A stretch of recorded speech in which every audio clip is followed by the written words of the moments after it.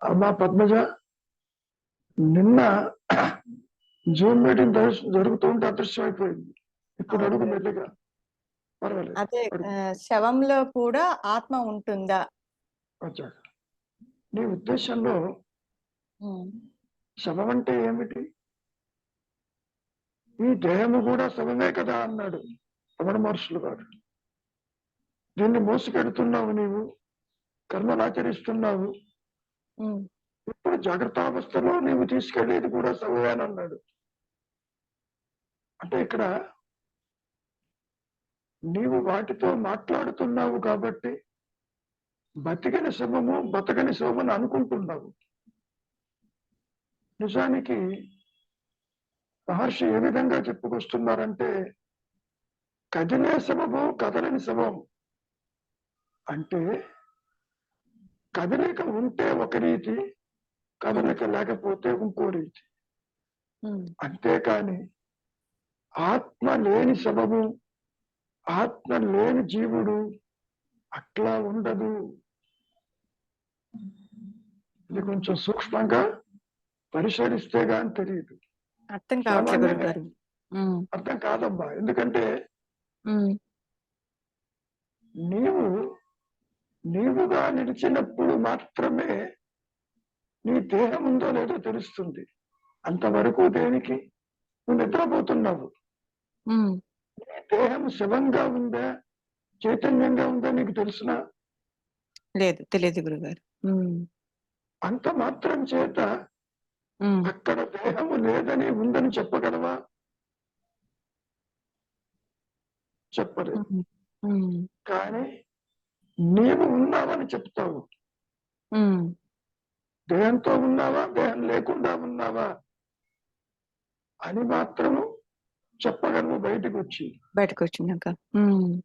ఈ దేహం ఎడిపోయిందో తెలియదు. దేహం లేకపోయినా నీవు నిద్రలో ఉన్నావు కదా. ఉన్నాను గురుగారు. కానీ ఏ విధంగా ఉన్నావో తెలియదు. మరి శవంలో ఎలాగా గురుగారు? అది ఎలా ఉంటుంది? అది శవంలో కూడా దేహంలో ఆత్మ ఉందా లేదా? ఇప్పుడు ఆత్మ లేని మాట్లాడముగా ఉంది కానీ తెలియదు. అవును గురుగారు.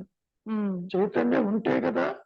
అవును, ఇంద్రియాలు చైతన్యవంతమై నువ్వు దేహాన్ని, సంసారాన్ని, ఇతరులను చూస్తున్నావు. అవును గురుగారు. కాబట్టి చైతన్యం ఉన్న దేహము, చైతన్యము కాని దేహం అంటూ లేదుగా. నిద్రపోతున్నప్పుడు నీ దేహానికి చైతన్యం ఉందో లేదో తెలుసునా నీకు? తెలియదు. నీవు హాయిగా నిద్రపోతున్నావు. దేహం గాలి పీలుస్తుందా, గుండె పెట్టుకుంటుందా, ఉన్నతో పోయిందో కూడా తెలియదుగా. అంటే అర్థమేమిటి? నీవు తిరిగి వచ్చేసరికి దేహం పర్ఫెక్ట్ గా ఉంటే కదా మళ్ళీ నేను పద్మజనంటూ బయటకు వచ్చేది నీవు. అవును గురుగారు. కాబట్టి పద్మజ అంటూ బయటికి రావాలి అంటే నీవు నిద్రపోతున్నప్పుడు కూడా అందులో ఆత్మ ఉండి తీరాలి. బాగా అర్థం చేసుకో. నిద్ర అయితే తాత్కాలిక మరణం. ఓకే గురుగారు. కానీ ఇక్కడ నిద్రలో ఉన్నా కూడా అక్కడ మనకు శరీరం లోపల ఉండే ఆర్గన్స్ అన్ని పనిచేస్తున్నాయి కదా. ఎవరు చెప్తున్నారు కదా అని ఇక్కడికి వచ్చి చెబుతున్నావు? నిద్రలో చెప్తావా? నేను ఇంకో దేహం పెట్టొచ్చాను, ఇక్కడ నిద్రపోతున్నాను చెప్తావా? చెప్పవు కదా. లేదు. కాసేపు నిద్రపోతేనే తాత్కాలిక మరణంతోనే నీవు ఆ దేహంలో స్ఫురణ లేకుండా ఇక్కడ ఉన్నావా లేదా? కారణ దేహంతో. అంటే దాని అర్థం ఏమిటి? నీ దృష్టిలో దేహ స్ఫురణ లేకపోయినా, అది సమమైన అందులో ఆత్మ ఉంటే కదా తిరిగి నీవు బయటకు వచ్చేది.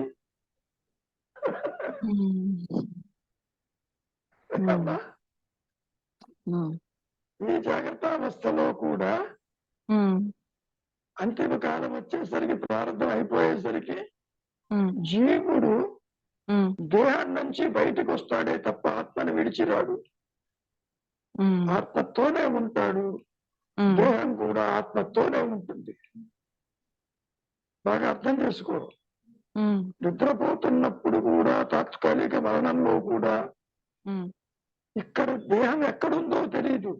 శవమై ఉందా, శవం కాకుండా ఉందా కూడా తెలియదు నీకు. తెలియదు. ఉమ్, ఉమ్, నీకు మెలకు వచ్చేసరికి ఉమ్, తిరిగి మళ్ళీ పద్మజగా బయటకు వచ్చి కార్యక్రమాలు చేస్తున్నావుగా. అవును అవును గురుగారు. ఉమ్, అంటే తాత్కాలిక మరణంలో కూడా మరి దేహంలో ఆత్మ ఉంటే కదా. అవును గురుగారు. అవును. కాబట్టి శాశ్వత మరణంలో కూడా ఉమ్, ఆ దేహంలో ఆత్మ ఉండి తీరుతుంది. నాది దేహం అనేవాడు ఉంటాడు. ఇది గుర్తుపెట్టుకో. ఉమ్, నాది దేహం అనేవాడు మూలంలో వెళ్ళిపోయి ఉమ్, ఆత్మతోనే ఉంటాడు. దేహస్ఫురణ మళ్ళీ రాదు. రాదు, ఉండదు అక్కడ దేహస్ఫురణ. ఉమ్, సపోజ్ నువ్వు ఉమ్, నిద్రపోతున్నావు, ఉమ్, ఎంత పిలిచినా నువ్వు లేవవు, ఉమ్, దేహస్ఫురణ రాదు. ఉమ్, అయినా నీవు ఉంటావు. ఆ, కనెక్టివిటీ విత్ ది బాడీ ఉండదు. ఉమ్, కోమా లాంటి స్థితిలో కూడా ఉమ్, దేహం ఉంటుంది. ఉమ్, కాన్షియస్నెస్ కనెక్ట్ కాదు అక్కడ. మరి కాన్షియస్నెస్ ఎక్కడ ఉంటుంది? ఆత్మతోనే ఉంటుంది. ఆత్మ ఉమ్, అంచున ఉంటుంది. ఉహుం, అదొకటి ఉమ్, పాయింట్. అర్థమవుతోంది గురుగారు. ఉమ్, ఆత్మ ఉన్న దేహము, ఆత్మ లేని దేహం అంటూ ఉండదు. ఉమ్, ఉమ్, ఇది అర్థం చేసుకోండి. మరణం అంటే భయపడవద్దు.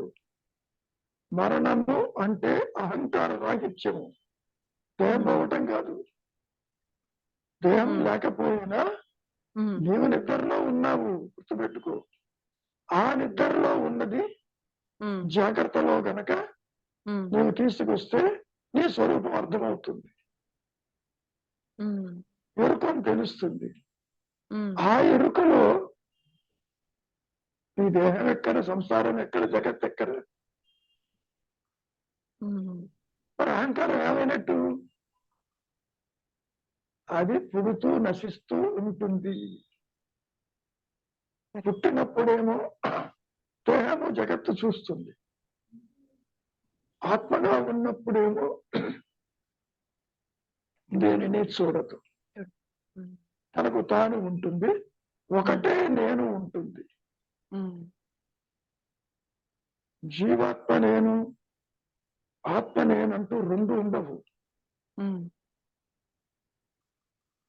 దేహము, జగత్తు, జీవుడు ఇది లేకపోయినా ఆత్మకు వచ్చే నష్టం ఏమీ లేదు. ఉమ్, కానీ ఆత్మ లేకుండా జీవుడు గాని, జగత్తు కాని, దైవము గాని క్షణకాలము నిలవలేరు. ఉమ్, ఏమ్మా? ఉమ్, అహల్య కథ తెలుసు కదా నీకు. తెలుసు రాముని గురుగారు. వాడి పాదం తాగితే ఉమ్, వచ్చింది. మరి తెలుసు. రాయిలో అహల్య ఉన్నట్ట లేనట్ట? ఉంది. ఏ విధంగా ఉంది రాయిలో? చైతన్య ఆత్మ రూపంలో ఉంటేగా. ఆత్మ. అవును గురుగారు. ఆత్మ ఉంటే కదా ఉమ్, వెంటనే బయటకు వచ్చింది. బయటకు వచ్చింది. ఉమ్, మరి ఒక రాయి నుంచి రాగాలేంది? ఉమ్, శవం నుంచి రావటం విశేషం ఏముంది? ఉమ్, ఏమ్మా?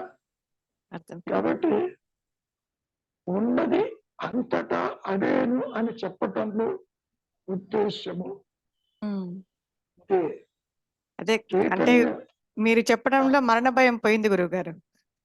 అసలు ఎవరికి వాళ్ళేడిగా ఉమ్. మళ్ళా దానికోసం. మరణానికి భయపడాలి అంటే ఉమ్, నాది అనేవాడు ఉంటే భయపడు. ఉమ్, నేననే జ్ఞానమే ఉన్నది, నాది ఉమ్, అనేవాడు లేడు. ఉమ్. కాసేపు నిద్రపోతే నువ్వు భయపడుతున్నావా ఏం పోయిందని? లేదు లేదు గురుగారు. అదే స్థితి ఉమ్, మరణ సమయంలో కూడా ఉంటుంది. చూచేవాళ్ళు బాధపడతారు. ఎందుకని? నీ నుంచి రావాల్సింది రావటం లేదు కాబట్టి. ఉమ్, తనకేమీ ఉండదు. ఉమ్. హాయిగా ఆత్మతోనే ఉంటాడు, ఆత్మగా ఉంటాడు. ఉన్నది ఒకటే నేను. చాలా విచిత్రంగా ఉంటుంది. అంటే జనన గురువుగారు మరణాలకి ఒక్క నిమిషం ఆగమ్మా. జనన మరణాలకి అతీతమైన ఆత్మస్థితి. తెర మీద ఎన్ని బొమ్మలు పడ్డా తెర చెక్కు చెదరనట్టు జీవుడికి పుట్టుక, పెరుగుదల, మరణం ఉన్నా ఆత్మకి ఏ ఇబ్బంది లేదు. ఏమ్మా? అర్థమైంది గురుగారు. ఎందుకు భయం కలుగుతుంది? మరణ భయం నీవు కాని దానితో అసోసియేట్ అయి నేనంటే దేహం అనుకున్నప్పుడు భయం కలుగుతుంది. అమ్మో, కోరికలు ఉన్నాయి, బాధ్యతలు ఉన్నాయి, ఇది లేకపోతే నేను ఎట్లా చేస్తానని. ఇదంతా ఒక కళలో జరుగుతున్నది మాత్రమే. ఆత్మపరంగా, సత్యపరంగా జీవుడు లేడు, జగత్తు లేదు, నువ్వు అనుకునే దైవము లేడు. అంటే భగవాన్ చెప్తారా గురుగారు, మరణము అనుభవించింటాం కాబట్టి అది రికార్డ్ అయి కూర్చుంటుంది, దానివల్ల మరణ భయం వస్తుంది అని అంటారు. ఎందుకని నువ్వు పుట్టావు కాబట్టి, నువ్వు దేవునితో పుట్టాను అనుకుంటున్నావు కాబట్టి మరణించి ఉండాలి. ఇప్పుడు దేహం గతంలో మరణించి ఉంటే కదా పుట్టేది. అవును గురుగారు, అవును. కాబట్టి దేహాత్మ బుద్ధితో చూస్తున్నావు. పునరపి మరణం, పునరపి జననం అని కృష్ణ పరమాత్మ కూడా మొత్తుకున్నాడుగా గీతలో. అవును గురుగారు. జీవుడు వస్త్రాలు మార్చినట్టు మారుస్తూ పోతుంటాడని చెప్పాడుగా అక్కడ. అయినా గాని ఆత్మకి మరణము లేదు. ఎందుకని? దానికి ఉదయస్తమానాలు లేవు, ఎప్పుడు ఒకే రకంగా ఉంది. నీ దేహము పుడుతుంది, పెరుగుతుంది, నశిస్తుంది ఇక్కడ. సో పుట్టి నశించేది ఏది? అహంకారం. అహంకారం యాక్చువల్ గా పుట్టదమ్మా. అహంకారానికి మరణం ఉండదు. చైతన్యవంతమైంది కాబట్టి రాదంటున్నావు. ఇంత మార్పు చేసినప్పటికీ, దేహాలు మారుతున్నప్పటికీ జీవాత్మకి మరణము లేదు. జీవుడి యొక్క ఆత్మే జీవాత్మ. దాన్నే మహర్షుల వారు భూతాత్మ, ప్రేతాత్మ, చిదాత్మ, పరమాత్మ అంటూ అన్నిటికీ ఆత్మను జోడించారు. నాది దేహము అనే మాయా నేనుకి మరణము లేదు, అది ఆత్మేను. కాకపోతే ఇది సాపేక్ష జ్ఞానము, అది పూర్ణ జ్ఞానం. దేహాభిమానంగా జీవుడు పుడుతున్నాడు, మరణిస్తున్నాడు. జీవుడు అంటే నీ ఉద్దేశం ఏమిటి? నాది శరీరం అనేవాడేగా అనేవాడు. అవును గురుగారు. వాడికి మరణం లేదు. నాది శరీరం, శరీరం పోతుంది. నాది అనేవాడు ఆత్మేను. ఆత్మకి అంటే చైతన్యానికి కర్తృత్వం వస్తే జీవుడైనాడు. కర్తృత్వం లేకపోతే ఆత్మగానే ఉంటాడు. ఇప్పుడు నిద్రా సమయంలో కర్తృత్వం లేదు. అవును గురుగారు. అక్కడ నువ్వు ఆత్మగానే ఉన్నావు, కానీ తెలియటం లేదు.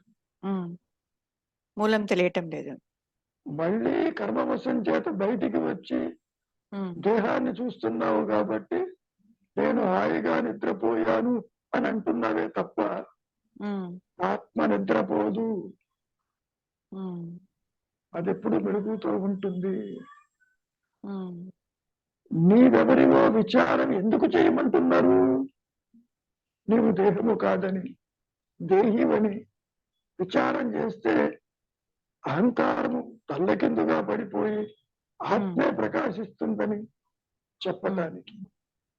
ఇంకో రకంగా చెప్పాలి అంటే, ఇక్కడ చూచే నేను ఆత్మ, నేను ఒకటేను. ఇది గుర్తుపెట్టుకోండి. ఇక్కడ చూచే నేను ఆభరణమైతే ఆత్మ బంగారము. రెండు ఒకటేను. రెండు ఒకటేనే. ఉమ్. Is it not? అవును. బంగారాన్ని విడిచి ఆభరణం లేదు. ఆపనం లేదు. అహం స్ఫురణ విడిచి అహం దేహం లేదు. అవును గురుగారు. ఎన్ని కంటికి వెలుగు. అవస్థలు ఉమ్. ఆ, అంతే, ఎన్ని కంటికి అవస్థ వెలుగు ఆత్మ. ఉమ్. ఇక్కడ అమ్మా ఉమ్. ఈ వెలుగు అనేది నువ్వు అనుకునే చీకటి వెలుగు కాదు. ఉమ్. ఇది consciousness. Um. This is a relative consciousness. Um. అది పూర్ణ పూర్ణ కాన్షియస్నెస్. పూర్ణ consciousness. So the consciousness is not apart from the pure consciousness. Correct. ఈ రెండు కూడా ఒకటేను. ఆత్మ ఒకటి ఉండబట్టి ఇక్కడ సాపేక్ష జ్ఞానము ద్రష్టగా ఉంది. మొన్న 75వ అమృతవాణిలో ఇదే చెప్పింది. అవును గురుగారు. అవును. ఈ సాపేక్ష జ్ఞానమైన అహంకారానికి తనను తాను తెలుసుకునే అవకాశం లేదు. కానీ ఆత్మ లేకుండా ఇది లేదు. అది ఆత్మే. ఆత్మే ఉంది. ఆత్మతో ఉంటుంది. ఆత్మని అన్యంగా గుర్తించలేకుండా ఉంటుంది. ఎందుకని? తాను కాని దానితో అసోసియేట్ అయింది కాబట్టి. డిస్అసోసియేట్, డిటాచ్ గా ఆత్మగానే ఉంటాం.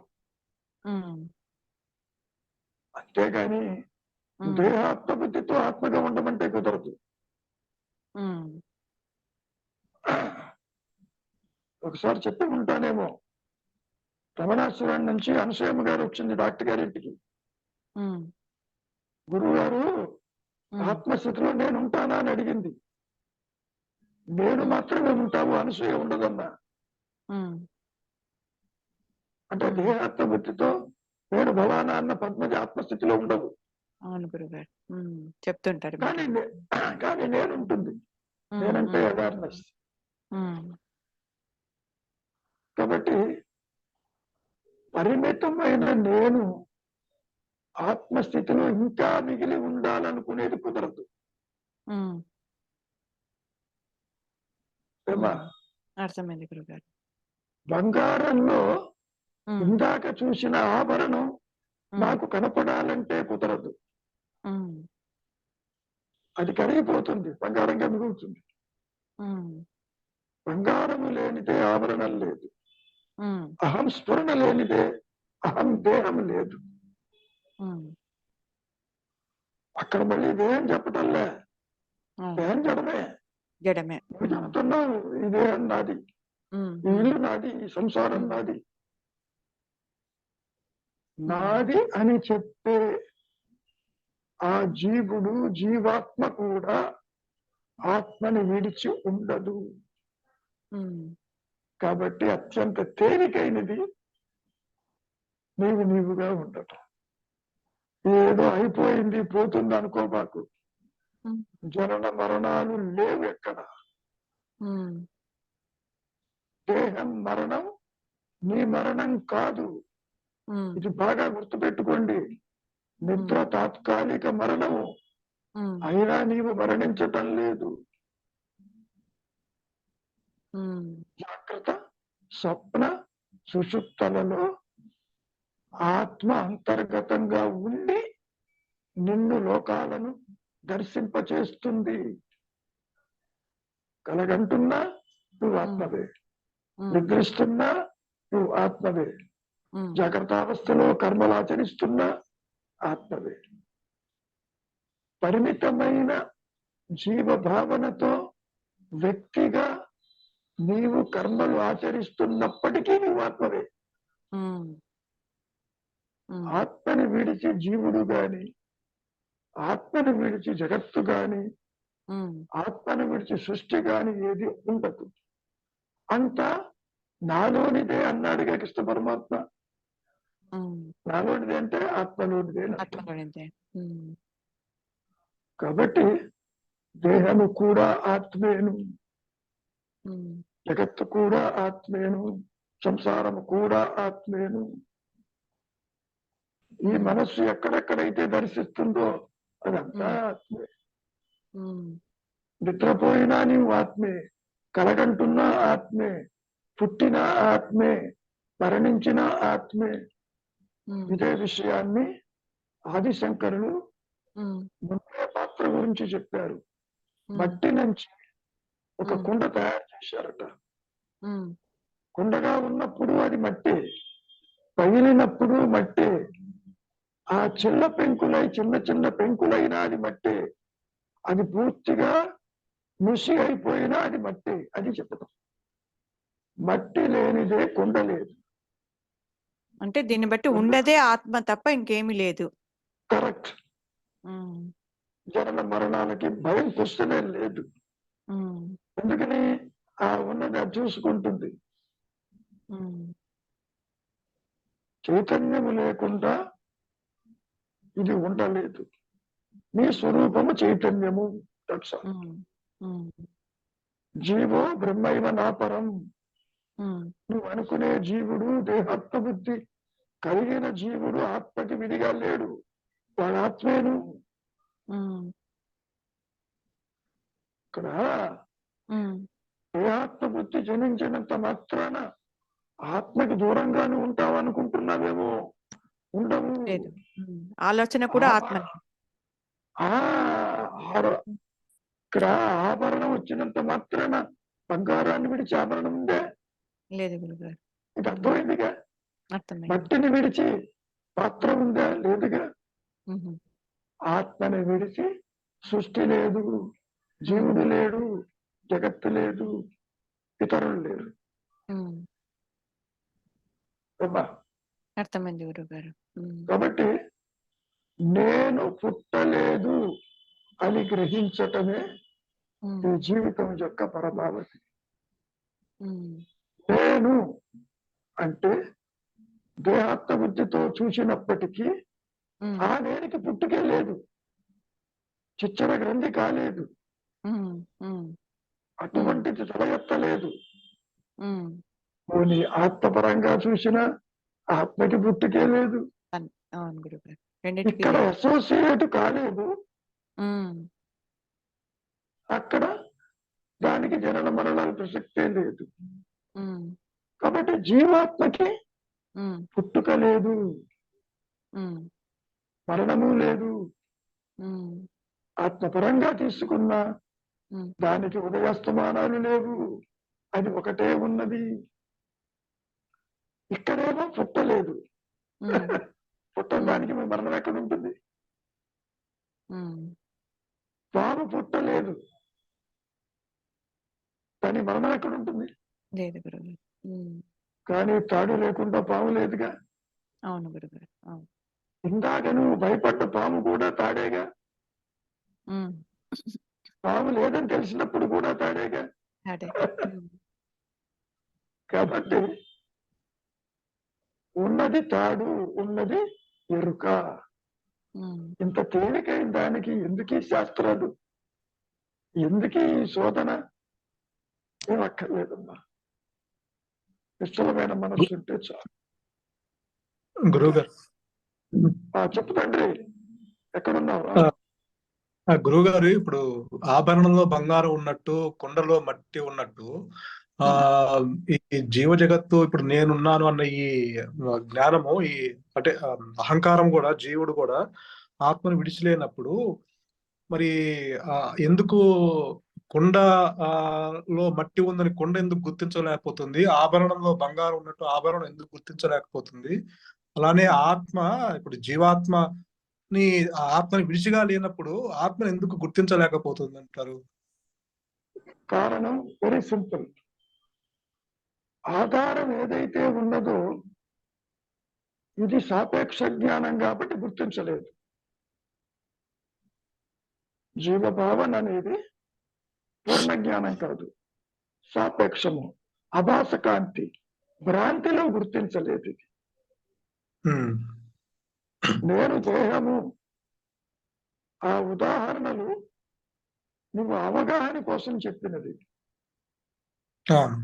ఇక్కడ తీసుకుంటే దేహం చెప్పటల్లా, నాది దేహం నువ్వు అంటున్నావు. నాది దేహం అనేవాడు కూడా జ్ఞానమే. కానీ ఎందుకు గుర్తించలేడు అంటే ఇది మూలానికి వెళ్ళేసరికి సాపేక్షం మిగిలి ఉంటలే అక్కడ. ఇది ఒక కొవ్వొత్తి లాంటిది. సూర్యుడిని చూడటానికి బయలుదేరుతుంటే కరిగిపోయింది. Are you getting this point? అర్థమవుతుంది గురువు. సాపేక్ష జ్ఞానం అనేది లో పొటెన్సీ అవేర్నెస్. ఇది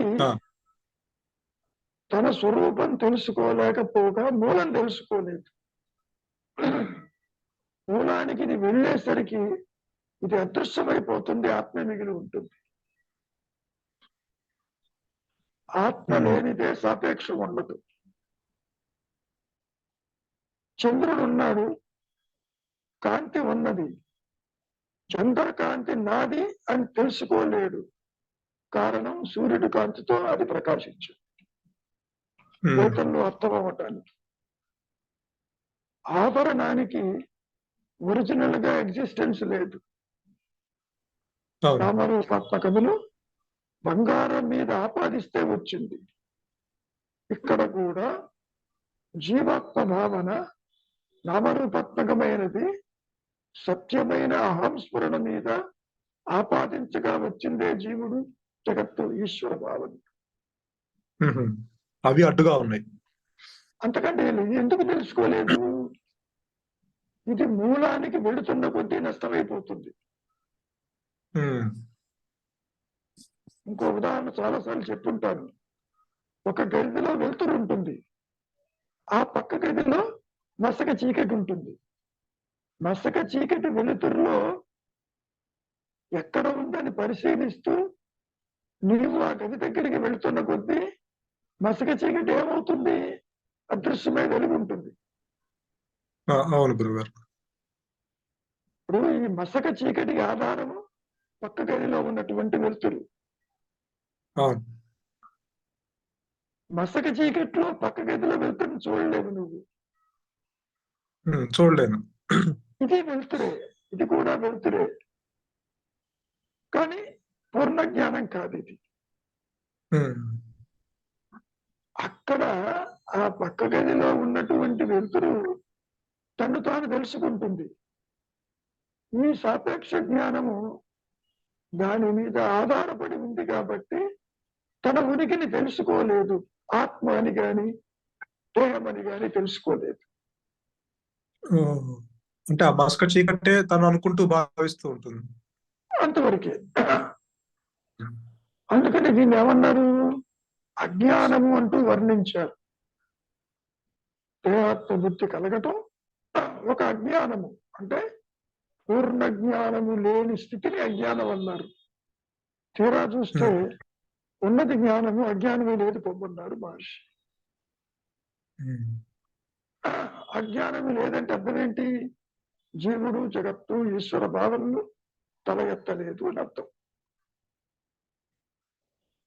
అసలు బంగారం ఆభరణం కాలేదు. ఆత్మ ముక్కలై జీవుడు, జగత్తు, ఈశ్వరుడు కాలేదు. దానికి మహర్షి ఏమన్నారు? నామరూపాత్మకములు సత్యము మీద ఆపాదించగా ఏర్పడిందే ఈ మాయ. అంటే ఎవరు ఇక్కడ ఆపాదించారు గురుగారు? అంటే ఆ మాయానే ఆపాదించుకుంది తనకు తాను. అంతేగా మరి వాసనలతో, బంధాలతో, కోరికలతో వచ్చింది ఆపాదించుకుంటుంది. ఇదొక మాయా థియరీ. ఆత్మలో థియరీస్ ఉండవు. ఎన్నైనా నో థియరీస్ ఇన్ ఆత్మ. నువ్వు కర్త అనుకుంటున్నావు, అందుకనే కర్మ అన్నారు. కర్మ అన్నారు కాబట్టి జన్మ అన్నారు. మరి జనన మరణాలకు అతీతం ఏది? ఆత్మే కదా. ఆత్మ అంటే ఎరుక, ఎరుక అంటే కాన్షియస్నెస్. నీవుగా నిలిచి ఉన్నప్పుడు సృష్టి ఎక్కడ, దేహాదులు ఎక్కడ, జనన మరణాలు ఎక్కడ? అదే మాట మహర్షి కూడా చెప్పింది. సెల్ఫ్ రియలైజేషన్ లో నాకు వచ్చే బెనిఫిట్ ఏమిటి అని అడిగారు. పైగా జనన మరణాలు ఉండవన్నాడు. ఇప్పుడు ఉమ్. ఉంటున్నాయని అనుకుంటున్నావు కదా, నీ అవును. కళ్ళ ఎత్తితే అందరూ ఎగిరిపోతున్నారుగా. ఎక్కడికి పోరు, ఆత్మగానే ఉంటారు, గుర్తుపెట్టుకో. ఉమ్, ఉమ్, ఉమ్. ఏమైనా అవునవును. నువ్వు దేహం అనుకుంటే ఇతర దేహాలు కనపడుతున్నాయి, ఉమ్, తల్లిదండ్రులని, సంసారం అని, ఇతరులని. నీవు ఎంత అసత్యమో వాళ్ళు కూడా అంతే అసత్యము. మరి వాళ్ళు ఉమ్, ఏమైనారు? ఎక్కడికి పోలే, ఆత్మగానే ఉన్నారు. ఉమ్, ఉమ్. సర్వ సృష్టి కూడా ఆత్మ వల్లనే కనపడుతుంది. నువ్వు విడిగా చూస్తున్నావు కాబట్టి ఆభరణం ఎక్కడా లేదు, బంగారాన్ని విడిచి అని చెప్పటం. ఆ, విడిగా చూస్తే జీవుడు, జగత్తు, ఈశ్వరుడు నాన్ ఎగ్జిస్టింగ్. ఉమ్, కలిపి చెబితే ఆభరణం కూడా బంగారమే, ఉమ్. జీవుడు కూడా ఆత్మే, జగత్తు ఆత్మే, దైవము ఆత్మే. అదే అన్నాడుగా, ఆత్మ లేని దైవం ఉండడు. నీవు విడిగా దేవుడు ఉన్నాడు అనుకుంటే కుదరదు అని చెప్పటం. ఉమ్. ఏమైనా? అర్థమైంది. ఉమ్, ఉమ్, అర్థమైంది గురుగారు. కాబట్టి నేను అంటే జ్ఞానము, నేను దేహం అనేది ఒక ఆలోచన కూడా జ్ఞానమే. ఇది ఆత్మని విడిచి లేదు, ఆత్మతోనే ఉంటుంది, ఆత్మ తెలియకుండా ఉంటుంది. మరి ఎప్పుడు తెలుస్తుంది? వృత్తిరాహిత్యం అయితే తెలుస్తుంది. నామరూపత్నములు కరిగిస్తే బంగారం కనపడుతుంది. అట్లా బంగారం అంటే జడము, ఇది చైతన్యం. అంటే ఇప్పుడు ఇది ఆపాదించుకున్నంత ఉన్నంతసేపు అది ఇంకా అసలు అదే దాని ఆత్మ గురించి తెలుసుకోలేదు, అసలు గుర్తించలేదు, అసలు ఎప్పటికీ ఎందుకని తెలుసుకోలేదు అసలు. ఎందుకని రెండు నేలు లేవు? ఉమ్, తాడే పాముగా కనపడుతుంది, ఆత్మే జీవుడుగా కనపడతాడు. జీవుడు దేహాత్మ బుద్ధి కలిగినటువంటి రవికుమారు ఆత్మను విడిచిలేడు. ఉమ్, రవికుమార్ అన్న భావన రాకపోతే ఆత్మ ఎక్కడ?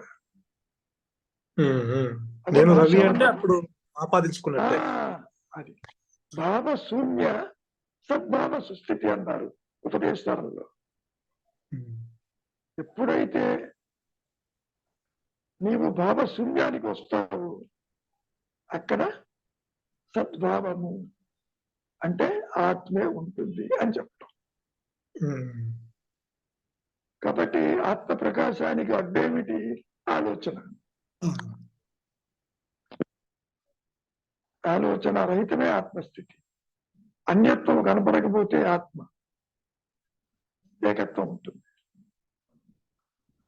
అందరూ ఆత్మజ్ఞులే నా దృష్టిలో, అందరూ జీవన్ముక్తులే, ఎవరు అజ్ఞానులు కాదు, ఆత్మను విడిచి ఎవరూ లేరు. ఉన్నదే ఆత్మ, గారు ఉన్నదే. చెప్పమ్మా. మరణాంతరం ఆత్మగా ఉంటారు అని చెప్తున్నారు కదా. ఆత్మగా ఉంటారు అంటే అక్కడ అహంకారం పూర్తిగా నష్టమైనట్టే కదా. మళ్ళీ జన్మ ఎందుకు వస్తుంది అప్పుడు? అమ్మా, మరణించేది ఏది?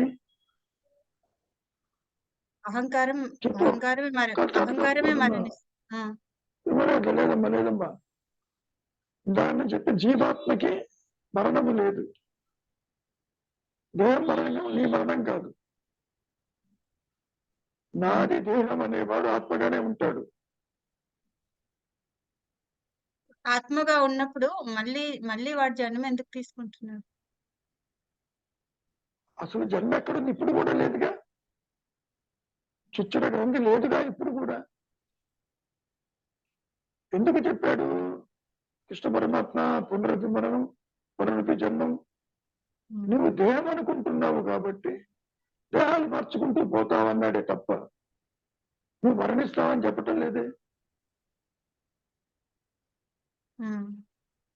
అంటే నేను దేహం అనుకునేవాడు అక్కడ ఆత్మగా ఉన్నప్పుడు నేను దేహం అనుకునేవాడు ఉండకూడదు కదా మరి. లేడుగా మరి. అందుకే జనన మరణాలు లేని లేవుగా.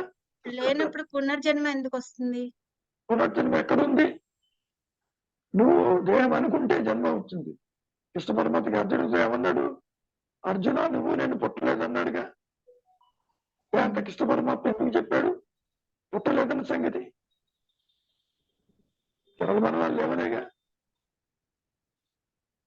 ఇంకో సందర్భంలో కొన్ని వేల జన్మలు ఎత్తాము, నీకు తెలియదు నాకు తెలుసు అన్నాడు.